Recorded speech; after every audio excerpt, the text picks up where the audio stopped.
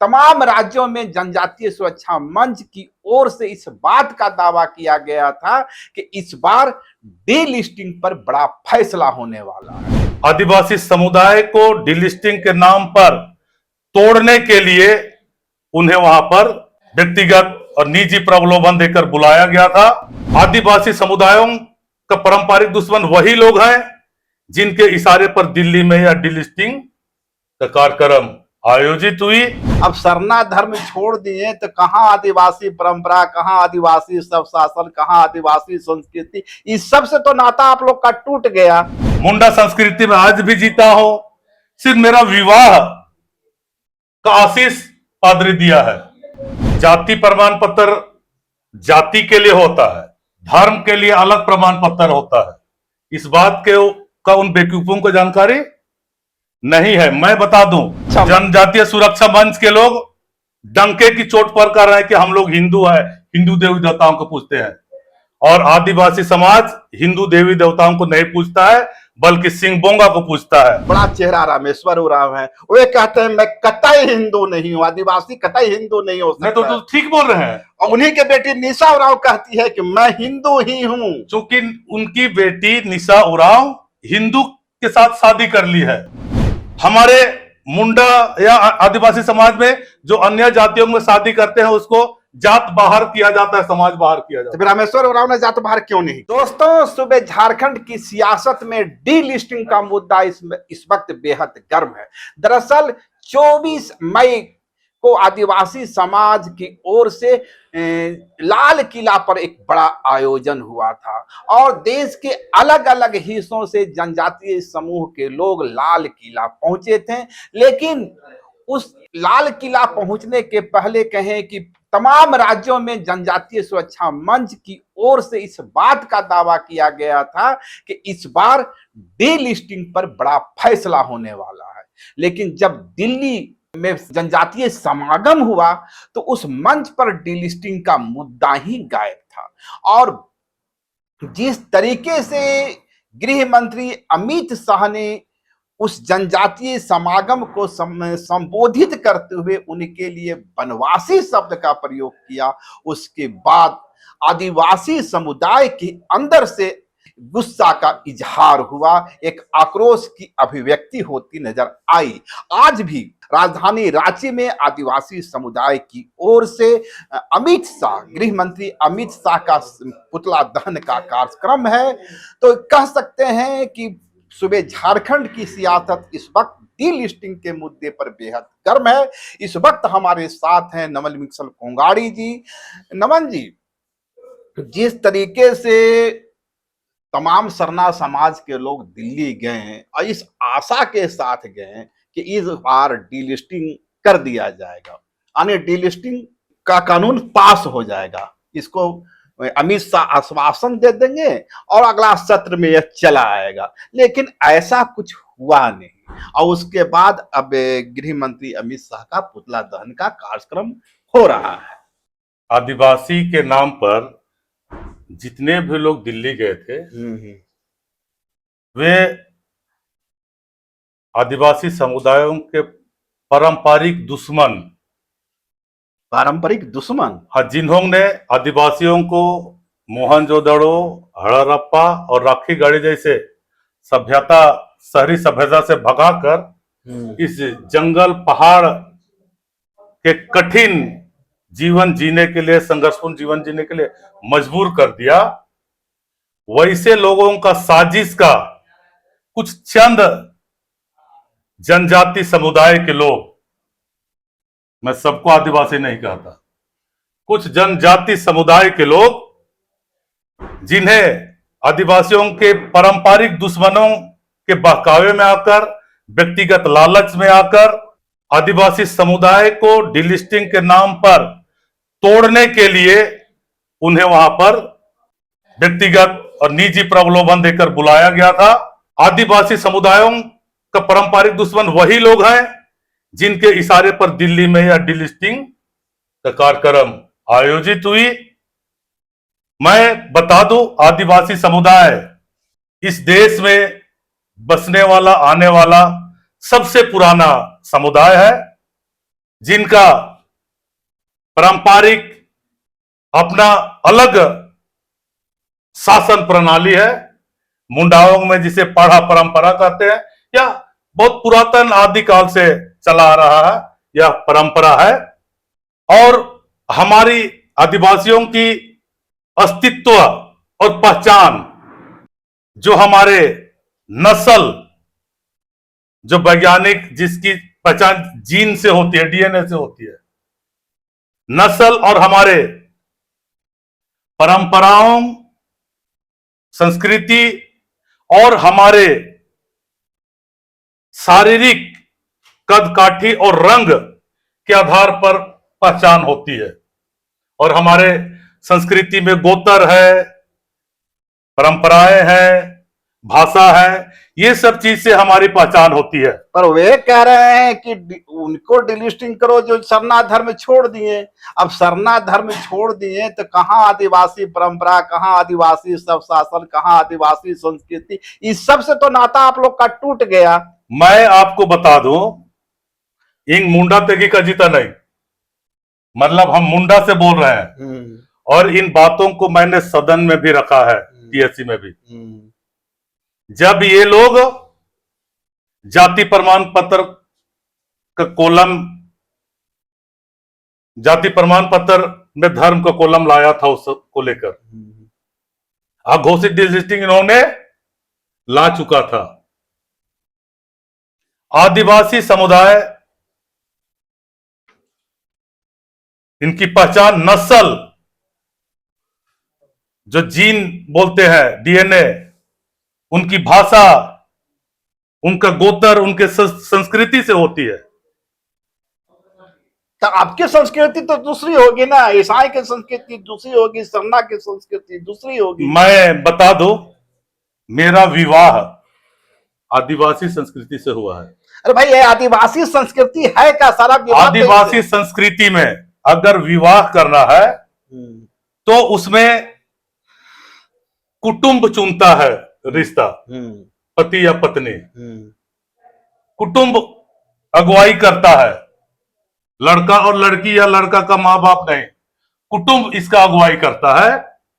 और शादी रिश्ता से पहले कई नेक दस्तूरों को, अरे वो बड़का तो गुजारा जाता है, बड़का पानी, लोटा पानी, सब से। तो ये सब मेरा विवाह में भी ये सब करके आपका विवाह सरना स्थल पर हुआ था या चर्च में? मेरा विवाह में सब इन परंपराओं को पूरा करते हुए आगे बढ़ा और पादरी ने आशीष दिया। पादरी ने, लेकिन लोटा पानी, मरण पेड़ा, कटा दहा, होरा पाड़ी, दमगानी सब हुआ है।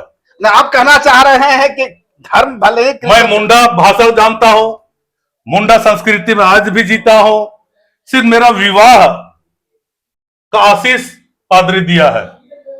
पर जनजातीय सुरक्षा के मंच की ओर से एक हाई कोर्ट में एक याचिका दाखिल की गई है। शिल्पी नेहा तिर्की को पहला अभियुक्त बनाया गया, नॉमिनेट किया गया है, और दावा किया गया है कि तमाम ऐसे विधायक जो एसटी सीट से जीते हैं और कन्वर्टेड हैं, उन सब से जाति प्रमाण पत्र मांगा जाएगा। और ईसाई समुदाय में जब जाति होता ही नहीं तो लोग जाति प्रमाण पत्र कहां से ले लिए, कैसे हासिल कर लिए? जाति प्रमाण पत्र जाति के लिए होता है, धर्म के लिए अलग प्रमाण पत्र होता है। इस बात के का उन बेवकूफों को जानकारी नहीं है। मैं बता दूं, जो आदिवासी जनजाति क्या बोले मंच, जनजातीय सुरक्षा मंच के लोग डंके की चोट पर कर रहे हैं कि हम लोग हिंदू हैं, हिंदू देवी देवताओं को पूजते हैं। और आदिवासी समाज हिंदू देवी देवताओं को नहीं पूजता है, बल्कि सिंहबोंगा को पूजता है।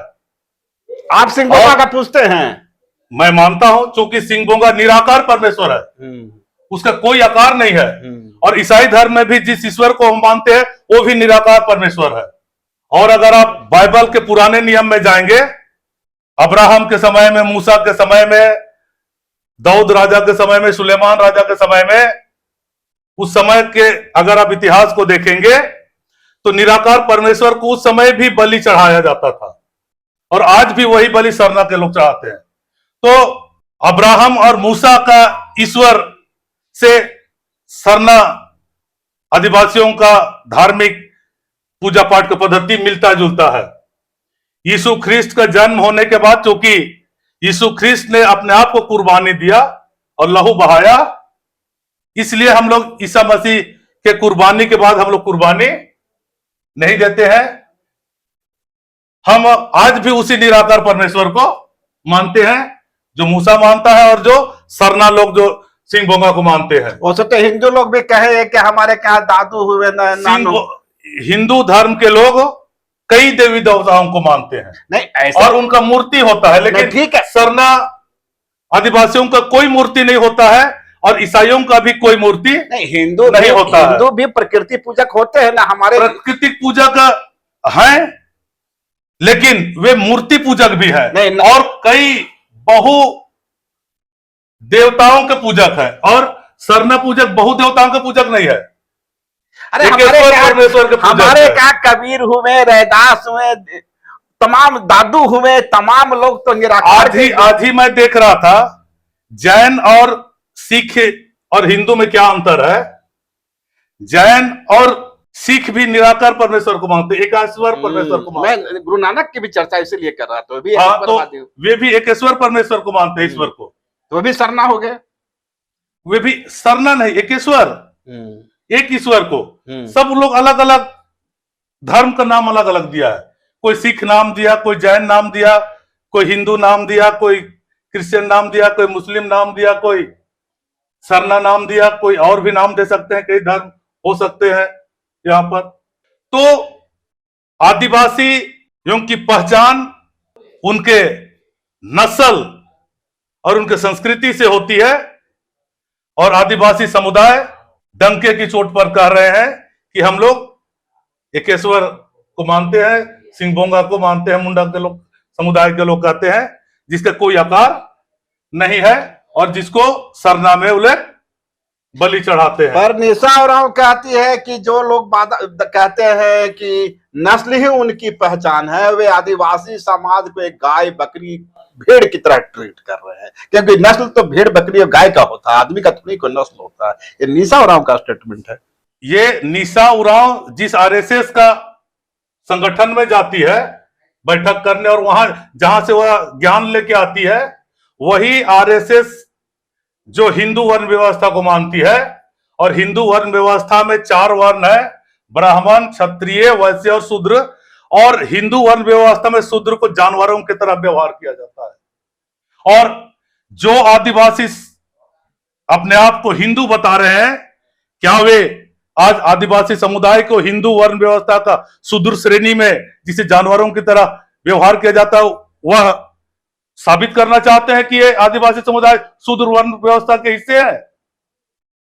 क्या वे आज शूद्र श्रेणी में आदिवासियों को लेकर खड़ा किए हैं?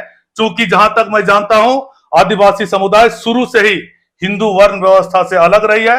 क्योंकि जब जब लोग आक्रमण करते रहे हैं, आदिवासी लोग समतल जमीनों को छोड़कर अपने नस्ल की सुरक्षा के लिए खूंखार भयंकर घना जंगलों में आकर तितर बितर होकर रहकर अपने आप को सुरक्षित रखे हुए हैं, और अपने नस्ल और अपने संस्कृतियों को बचाकर अभी तक रखे हैं। आदिवासी समुदाय कभी भी हिंदू वर्ण व्यवस्था का शूद्र का हिस्सा नहीं रहा है। आपके यहाँ कांग्रेस में इतना कंफ्यूजन क्यों है?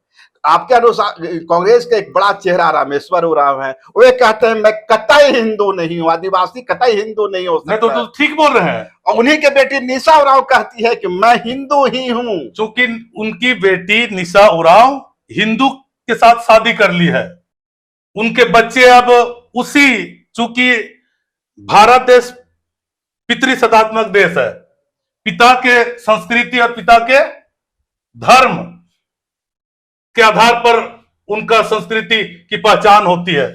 अब मानते हैं कि निशा उरांव अब आदिवासी, निश्चित तौर से निशा उरांव हमारे मुंडा या आदिवासी समाज में जो अन्य जातियों में शादी करते हैं उसको जात बाहर किया जाता है, समाज बाहर किया जाता है। तो रामेश्वर उरांव ने जात बाहर क्यों नहीं किया? वो तो समाज का काम है। अच्छा, ये समाज का काम है। आज जो क्या बोल रहे हैं, क्या मंच, जनजातीय सुरक्षा मंच के लोगों को, ऐसे लोगों को समाज बाहर करने का घर वापसी तो कराते हैं, लेकिन समाज बाहर क्यों नहीं कराते हैं? माने आप कह रहे हैं कि जनजातीय सुरक्षा मंच के लोग पहले निशा उरांव को घर बाहर करवावे। निश्चित तौर से आदिवासी संस्कृति में और परंपराओं में जो भी अन्य जाति से विवाह करता है उन्हें समाज से बाहर किया जाता है, और एक है जो एक ही गोत्र में शादी होते हैं उनको भी समाज से बाहर किया जाता है। इसीलिए गोत्र जरूरी है हमारे समाज में। गोत्र या टोटेम? टोटम और गोत्र एक ही चीज है। अच्छा अच्छा अच्छा। आज कुछ लोग क्या पता क्यों अपने गोत्र को छिपाते हैं। गोत्र को छिपाने से लड़के लड़कियों में एक ही गोत्र में शादी होने का जो कि पहचान नहीं होगा तो खतरा है। इसलिए आदिवासी समुदाय को हर कोई को अपना गोत्र रखना चाहिए, क्योंकि आदिवासी समुदाय में गोत्र उस कुल वंश का पहचान गोत्र से होती है। पर अब तो हम देख रहे हैं कि सब कुंवारा कुमारी और देवी लिख रहे हैं, तो गोत्र का पता वैसे हमारे आदिवासी समुदाय में कुंवारा कुंवारी लिखने का नहीं है, गोत्र लिखने का परंपरा है। गोत्र से ही पहचान होती है, और जब गोत्र की पहचान होगी तो एक ही गोत्र में शादी नहीं होगी और पहचान नहीं होगी तो एक ही गोत्र में शादी होगा, जिसको कि समाज के लिए अच्छा नहीं समझा जाता है। खैर, आते हैं हम लोग मूल सवाल पर। अब जिस तरह से जनजातीय सुरक्षा मंच की ओर से सरना समाज को दिल्ली ले जाया गया और इस आश्वासन के साथ ले जाया गया कि डी लिस्टिंग पर बड़ा फैसला हो जाएगा, और डी लिस्टिंग का मुद्दा ही मंच से गायब हो गया। डी लिस्टिंग का डी की भी चर्चा वहां नहीं हुई। चर्चा हुई यूसीसी, यूनिफॉर्म सिविल कोड की। कहा गया कि यूनिफॉर्म सिविल कोड लागू नहीं होगा आदिवासी समुदाय पर। ये लोग हमेशा झूठ बोलने वाले लोग हैं, भ्रम फैलाने वाले लोग हैं। कहते कुछ है और करते कुछ है। इनके इतिहास को आप देख लीजिए। ये वही लोग हैं जो आदिवासी समुदायों का पैतृक संपत्ति में कस्टमरी लॉ के तहत जो पारंपरिक अधिकार से वंचित रखा गया है महिलाओं को, ये वही लोग हैं जो एक साजिश के तहत कस्टमरी लॉ जो महिलाओं को पैतृक संपत्ति में अधिकार नहीं, इसको सुप्रीम कोर्ट तक ले गए और सुप्रीम कोर्ट से उरांव जनजाति और गोंड जनजाति का भ्रम फैलाकर पक्षों को भ्रमित कर कोर्ट में को गलत डिसीजन देने के लिए मजबूर किया, और कोर्ट ने आदिवासी महिलाओं को, उरांव जनजाति और गोंड जनजाति के महिलाओं को पैतृक संपत्ति में बेटे के बराबर का हक देने का जो फैसला दिया है, या आदिवासी कस्टमरी लॉ के खिलाफ है। और उसी लॉ के सुप्रीम कोर्ट के जजमेंट के आधार पर सुप्रीम कोर्ट ने एक सरकार को सलाह दिया था, केंद्र सरकार को, कि आप आदिवासी समुदाय को हिंदू वर्ण व्यवस्था के तहत हिंदू मैरिज एक्ट में शामिल कराइए, और संवैधानिक समानता का अधिकार का और हिंदू मैरिज एक्ट के तहत आदिवासी महिलाओं को भी पैतृक संपत्ति का हक दिलाने के लिए यूसीसी लाने बोला था। और इन्होंने यूसीसी इसीलिए लाना चाह रहा था, लेकिन झारखंड के सरना आदिवासी और सभी आदिवासी इस बात को समझते थे, विरोध किया। तब जाके अभी भाजपा के लोग, आरएसएस के लोग कह रहे हैं कि आदिवासी को यूसीसी से बाहर रखा जाएगा। ये भ्रम है, ये झूठा आश्वासन है। ये चाह रहे हैं कि महिलाओं के रास्ते से सीएनटी एक्ट और एसपीटी एक्ट कानून के चलते आदिवासी महिलाओं के रास्ते से सीएनटी एक्ट और एसपीटी एक्ट के अंतर्गत जमीनों को कब्जा नहीं कर पा रहे थे, हस्तांतरण नहीं हो पा रहा था। अब ये सुप्रीम कोर्ट का सहारा लेकर गलत कस्टमरी लॉ के खिलाफ डिसीजन कराकर ये आदिवासी बेटी बहनों को विवाह करेंगे और उनके पैतृक संपत्ति का हकदार बनेंगे, और उनके नाम से नौकरी, एमएलए का पद और उनके नाम से जमीन खरीद के ये आदिवासी जमीन को अतिक्रमण और कब्जा करेंगे। ये मानसा है इनकी, और ऐसा कर ये आदिवासी अस्तित्व और पहचान को खत्म कर देंगे, और ये आदिवासी भूखंड के नीचे जो अकूत कीमती खनिज संपदाएं हैं और अकूत आभूषण है, कीमती हीरा, सोना, प्लेटिनम जैसे आभूषण है, इनको भी ये कब्जा करने का इनका सोच है। इनका सोच यह जो भूखंड है, ना यहां बाढ़ आती है, ना यहां भूकंप आती है, ना यहां गर्मी से मरते हैं, ना ठंडा से मरते हैं, ना ही यहां प्राकृतिक भयानक रूप से आती है, ना नुकसान लेके आती है भयानक रूप से।